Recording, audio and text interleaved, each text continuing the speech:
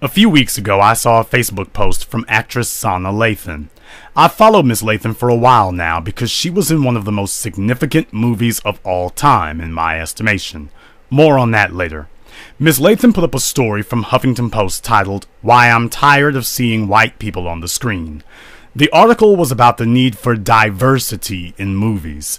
Of course, diversity is just a code word for we need white people to put more black people in movies. And this exercise in futility illustrates perfectly why black people haven't made any progress in most areas of American life, especially the movies. And it's most disappointing that Miss Lathan would be at the center of a conversation about that, especially considering her pedigree. In my opinion, Sanaa Lathan starred in one of the most significant movies of all time. Now, while most people know her from the Best Man series of movies, I first saw Miss Lathan in a different franchise. Actually, one of the first dual franchises, Alien vs. Predator. This movie marked the first time, to my knowledge, a black female was the lead in a major big-budget corporate franchise action film. Even though it was 25 years after Sigourney Weaver set the standard for females in action movies, we finally had a black female engaged in such a prominent role. Of course, Hollywood stuffed the concept after that, and we haven't seen a black female in such a role since. Meanwhile, Miss Lathan is posting articles throwing shade on the myriad of white females like Scarlett Johansson who've risen to prominence since Miss Lathan's Aliens movie. Now, I don't blame Miss Lathan for being critical. It's extremely obvious what white Hollywood is doing by diminishing the role of non-white and particularly black actors. It's a real problem. But then again, it's been a real problem. It's been a problem since before Kodak perfected the film process. At the beginning of the 20th century, whites were 92% of the American population and 100% of the money in Hollywood. So simple math would explain why practically all the movies starred and featured whites. But at the beginning of the 21st century, whites are less than 70% of the population. So social math would seem to dictate we would be seeing far more of the best roles going to non-white people. But instead, the numbers haven't moved. That's because whites may be only 2/3 of the population, but they are still 100% of the money in Hollywood. So even if the audience is raising an eyebrow at what they see on the screen, it really won't matter because the audience is powerless to stop it or change it. The audience might prefer to see something different, but the decision of what you will actually see rests with the people who pay for the film. While black people have been endlessly decrying how white media companies have made a concerted effort to erase us from television and movies, we wail year after year of how we're snubbed at the Grammys, forgotten at the Emmys, and outright ethnically cleansed at the Oscars. And when we do show up at the Oscars, it's always as someone's slave or servant. White Hollywood isn't even trying to hide their utter contempt for us anymore. It's been over a century of filmmaking, and their determination to remain at the top of the ladder hasn't changed, even though the metrics in society clearly no longer justify such absolute dominance. They don't care about the numbers in society. They only care about the numbers in the bank. And even if the white population goes down to 10% tomorrow morning, you will still only see whites in your movies and television, because at the end of the day, you can't expect white men and white corporations to take the dollars they got from white customers for white films and then decide to spend them for black people's benefit. They might throw a few dimes your way, but at the end of the day, they didn't build these companies for black empowerment. They built them for their own. And all our attempts to shame and nag them into altering their totalitarian, Eurocentric exercise of power hasn't made one iota of change. So today, I'm telling you, stop trying. It's never worked, and it never will. Because black people may have a predisposition to work against our own best interests, but white supremacy does not. Simply put, we have no excuses for accepting the subservient position in media that we have. After Alex Haley, Sam Greenlee, Ivan Dixon, Spike Lee, and others, we've had a clear roadmap of what we need to do. and whining for yet another 100 years about white Hollywood continuing to exercise white power in the interests of white people isn't going to change that. Let's stop complaining about white Hollywood and start focusing on black Hollywood. But in the last century, that's failed to happen. Why? The first problem is that most of us think that people in Hollywood are somehow different from those of us in the rest of society, and that's simply not the case. Most black people have completely outsourced the concept of building an economy. We've adopted an employee mindset that says all the heavy lifting of developing ideas, budgets, and financing should be left up to whites, and the only obligation we as blacks have is to figure out a way to get them to give us a piece of a job in their machine. This backward thinking is obsolete. We see this holdover mentality from slavery in everyday black citizens, and I'm telling you that the average black actor in Hollywood is no different.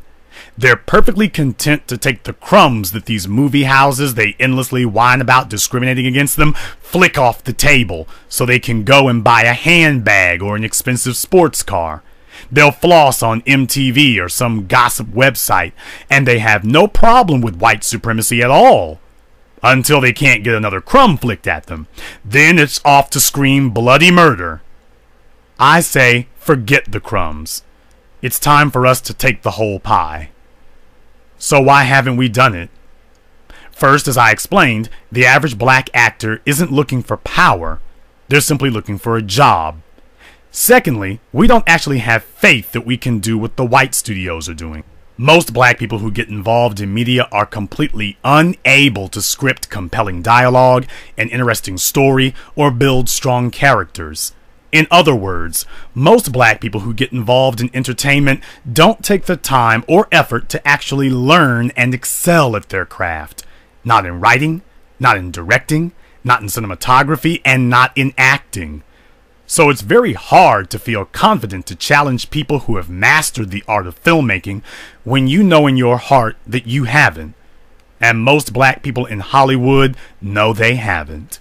Lastly, we have a false idea of what it means to challenge them. You can't complain about white studios making a movie like Lucy or Mission Impossible if you are flatly refusing to make your own. You can't complain that none of the comic book movies have any black heroes if, once again, you've outsourced that responsibility to Marvel and DC. Black people have to start making the kinds of movies they complain they can't get hired on. All that black people are producing on their own right now are self-stereotyping hood drug dealer movies and dysfunctional relationship films. We haven't demonstrated one scintilla of ability to make a major action film or a sci-fi thriller worth watching. But we'll shout to the heavens if white people make one, but don't hire us for it. So why is it we don't see more expansive movies from black creators? I believe the biggest reason is because most blacks in Hollywood are one-trick ponies. They may know how to direct, but they know nothing about cost-effective ways to do special effects or to put together large set pieces. Meanwhile, white indie filmmakers are doing full-blown zombie movies for $250,000, and Gareth Edwards, who was actually just a computer special effects guy, made his debut film, Monsters, for only $900,000. But we have black actors and black actresses who claim to be worth over $10 million walking out of expensive department stores with overpriced handbags. There went your movie money. At the risk of offending by telling a lady's age, Sanaa Lathan is 42 years old, which means she's actually slightly older than I am. And that means she remembers, just like I do, when we were children. Back then, Hollywood was breaking its arm patting itself on the back over the special effects from movies like Star Wars and Star Trek. Those movies today seem downright primitive in comparison, but only if you're comparing special effects. Taken as a whole, those movies stand up extremely well against the films of today. The original Star Wars continues to be a blockbuster even with most of its original special effects left in place unchanged. And that brings me back to why Miss Lathan never did another sci-fi action film.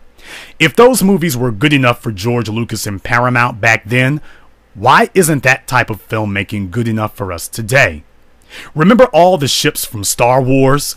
They were all miniatures, filmed against a blue screen and rigged with explosives to make them blow up during action scenes. Remember the Enterprise from the Captain Kirk Star Trek movies? Same thing. Nakatomi Plaza from the first Die Hard? Same thing. RoboCop, Total Recall, Terminator 2? All the same thing. Oh yeah, and one more. Sanaa Lathan's predecessor in the Aliens movies, Sigourney Weaver, had films using miniatures like the ones of this ship crashing in this shot. These techniques could all be done far more cheaply today with digital equipment. There are plenty of indie filmmakers out there, black or otherwise, who could take a $3 million budget and make it look like a $30 million special effects extravaganza. Granted, it wouldn't be as flashy as what you see from the summer blockbusters, but the truth is, all the big budget movies don't impress people anymore, because all movies are about, basically, a story. And the major film studios are now trying to hide their lack of a story behind huge special effects. And it's not working. If you don't have huge special effects, that just means you should concentrate more on your story. The audience will recognize and appreciate that unlike major Hollywood films, yours is actually putting forward an honest effort to tell a good story, which is ultimately what people watch a movie for in the first place. I'd also remind you that when Bruce Lee came to Hollywood and couldn't get the types of roles that he wanted, he went back to China, and his people concentrated on dominating 100% of the Chinese movie market, not 20% of the American movie market. I don't know what Miss Lathan plans to do in the next 5 years, but it's been 10 years since she did Alien vs. Predator, and if she told them she was interested in doing more movies like it, apparently they aren't returning her phone calls. So she can choose to do something different and get together with some of her pals who have $1 million, create their own character, do a ton of social networking to gain an audience, and see about putting their own film that will actually be starring the actors they want to see. Or she can spend the next 10 years like the last 10 years, hoping that white Hollywood will decide to finally cede more power, even when it makes no sense for them to do so.